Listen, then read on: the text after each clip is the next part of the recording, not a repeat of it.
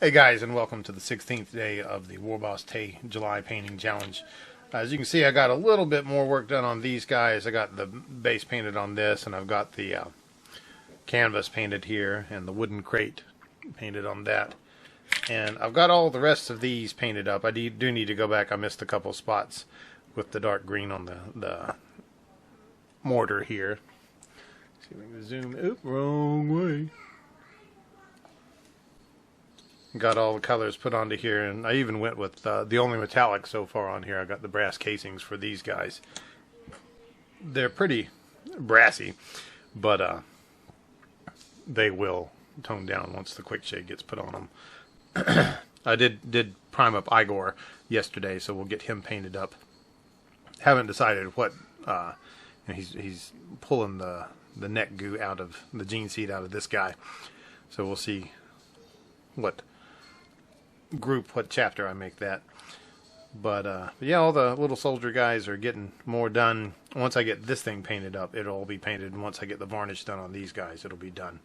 I did bust out the airbrush today, and I got the initial coat of olive drab onto these, and then painted I just left the undercoat under the bottom because these guys will mostly be on the thing on the ground. The hardest one to paint is going to be the guy in the driver's seat, but you know, I didn't feel like leaving him out of the car while I primed it, because then I would totally lose him and have no idea where he went. And got the Sherman primed up too.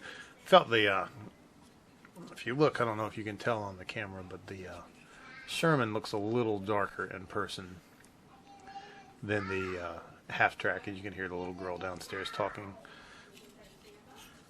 But I got a thicker coat of the olive drab on the half track than on the Sherman.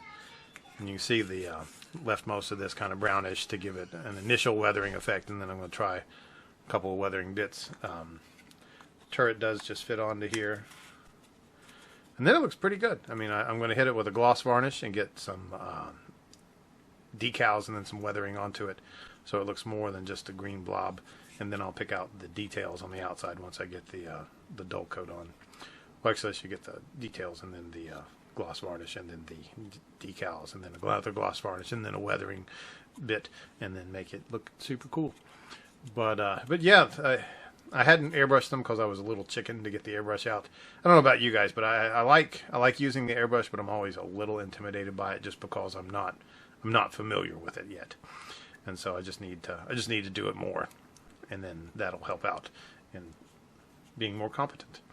But that's it for the progress for today. The big question today is, what gaming system or army or whatever would you like to pull back from the brink of oblivion and have reissued? And to me, it is without a doubt the Battlefleet Gothic. Would love to collect Battlefleet Gothic and have, you know, space battles in space with space dudes, and that would make for a very fun continuation of a campaign, like where you start off with big fleet battles and you smash against each other and try to destroy each other, and then land on the surface.